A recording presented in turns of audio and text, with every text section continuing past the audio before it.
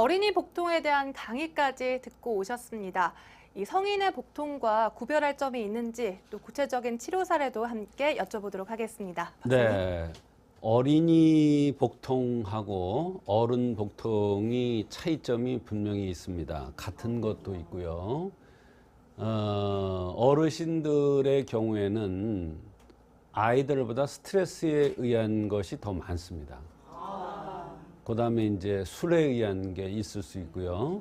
어린아이들의 경우에는 이제 선천적인 요소에서 오는 경우가 많고, 그 다음에 선천적인 요소에서 오기 때문에 오장육부에서 찾아 쓰는 경우가 많고, 어르신들의 경우에는 내상, 잡병 이쪽에서 오는 경우가 많아요. 그래서 아이들보다 어르신은 스트레스에서 오는 경우가 많고, 그 식적은 뭐 어른이나 애들이나 거의 비슷하고요. 그렇게 구별을 할 수가 있습니다. 그런데 이제 어린이 복통의 특이한 것 중에 하나가 선천허약으로 오는 게 있어요. 근데 이 복통 환자가 굉장히 많습니다. 그러니까 어린아이가 선천적으로 몸이 허약해서 오는 복통이 많다. 근데 이게 소곤중탕이라는 약을 쓰는데 거기에다 이제 가감방을 해서 가감을 했었습니다. 근데 어떤 때 이 소곤중탕을 구별을 잘 못했으면 쫙쫙 설사를 합니다. 정말 좋은 약인데요. 이거를 잘못 판단해서 쓰면 설사를 쫙쫙 할 경우가 있어요. 그거는 잘못된 진단을 한 겁니다. 그러나 정말로 선천적으로 몸이 허약해서 오는 복통이라면 아주 소곤중탕이 잘 듣는데요.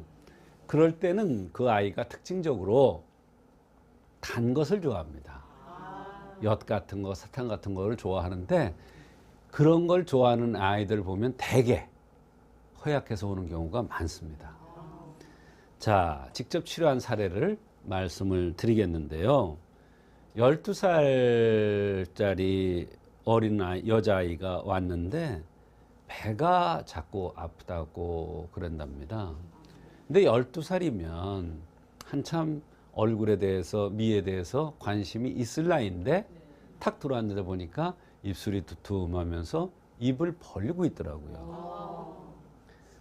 그래서 이것은 비장이 허해서 복통이 온 것이구나 생각하고 보비탕을 투여하였는데 배가 아프다는 게 줄어들었고, 이 학생이, 이 여자 어린이가 냉같이 이렇게 분비물이 많이 나왔었는데 이것도 줄어들었어요. 사실 보비탕이라는 것과 냉대하라는 것은 전혀 관련이 없어 보입니다. 하나는 위장약이고 냉대하는 자궁에 대한 얘기인데 전혀 관련이 없어 보이는데 이 약을 먹고 냉대하가 줄어들고 속옷이 깨끗해졌다는 거예요. 네, 박사님 말씀을 들어보니까 이렇게 어린아이가 입을 벌리고 있는 것도 진단 시 중요한 요소가 되는 거군요. 그렇습니다. 한의학에서는 얼굴에 생긴 모습뿐만 아니라 눈, 코, 입, 귀에 생긴 모습 또는 귀가 요거 안 움직이죠. 네. 코도 안 움직이죠. 네. 입하고 눈은 움직이죠. 네. 근데 요 귀가 움직이는 사람이 있어요. 또 요 콧구멍이 벌렁벌렁 하는 사람이 있어요. 분명히 요거는 안 움직이는 건데 요런 상황까지 보는 거예요. 그러니까 입술이 얇으냐 두툼하냐 또는 입을 야물게 다물고 있느냐 입을 살짝 벌리고 있느냐 이런 거에 따라서 다르게 해석을 하는데, 입술이 야무지게 입술을 다물고 있는 사람들이 사실은 정상이고 건강한 겁니다. 근데 입술을 약간 벌리고 있는 사람 보면 쉽게 피로를 느끼고 소화도 잘 안 되고 위장 장애가 잘 나타납니다. 그것은 비장이 허해서 그런 것인데, 이 비장이 허한 것을 좋게 해주는 보비탕이라는 약을 썼더니 전신이 다 좋아지면서 배 아픈 경우가 줄어드는 그런 경우가 있었습니다. 어른들보다 아이들 진료 시에는 생긴 모습을 아주 중요시 여깁니다. 어른들은 꿈이죠. 마음도 바꿀 수도 있어요. 표정도 감출 수도 있어요. 그러나 아이들은 그대로 나타납니다. 그래서 아이들의 경우에는 생긴 모습이 굉장히 중요한 겁니다.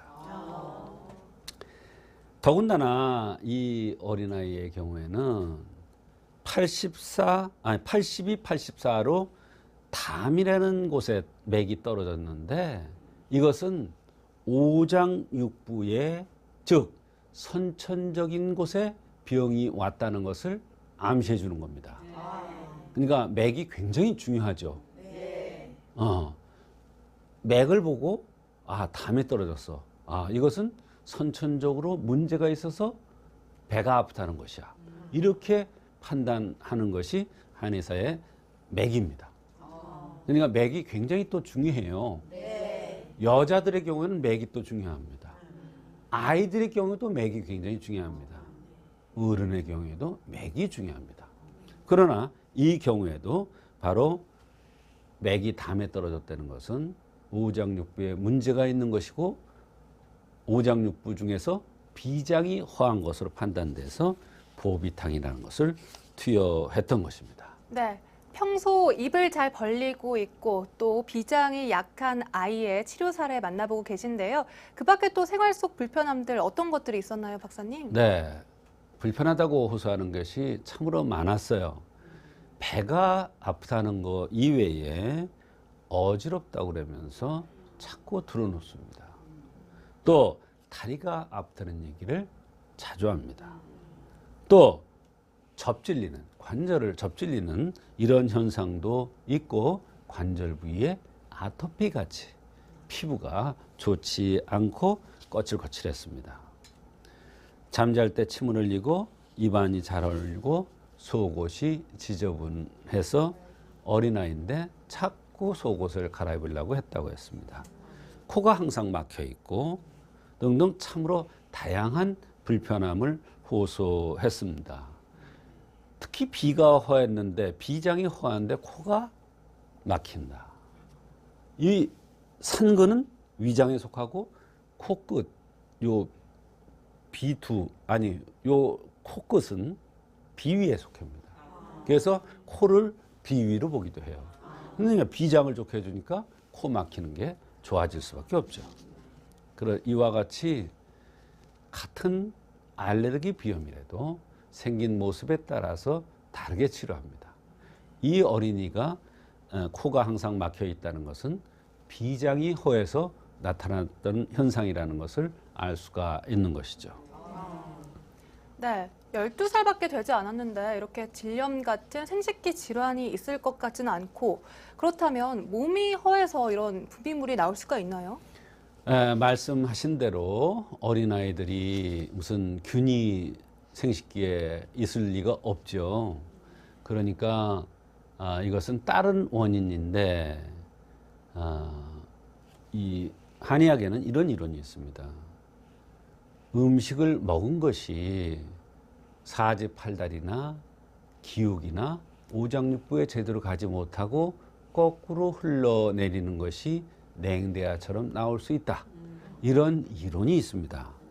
그래서 이 어린이가 냉같이 분비물이 많은 것은 바로 비위에서 진액을 제 곳으로 오장육부라든지 피부라든지 골관절이라든지 이런 데 다 보내줘야 되는데 그런 힘이 없으니까 바로 그냥 흘러나왔던 것이 냉처럼 보였는데 보비탕이라는 약을 비장을 든든하게 해주는 약을 쓰니까 그게 줄어들었던 것입니다. 그 밖에도 보비탕을 투여 후 배 아프다는 것도 줄어들었고 눕는 것도 훨씬 덜하고 비장이 허하면 대개 자세가 바르지 못한데 자세도 발라졌고 관절에 아토피가 있었는데 아토피도 좋아졌고 비염, 코막힘 같은 비염도 좋아졌으며 침을 흘리는 것, 입안 흘리는 것 등이 모두 함께 덜하다는 그런 경우가 있었습니다. 네, 이렇게 비장을 보호해서 아토피와 복통까지 좋아진 사례 만나보셨습니다.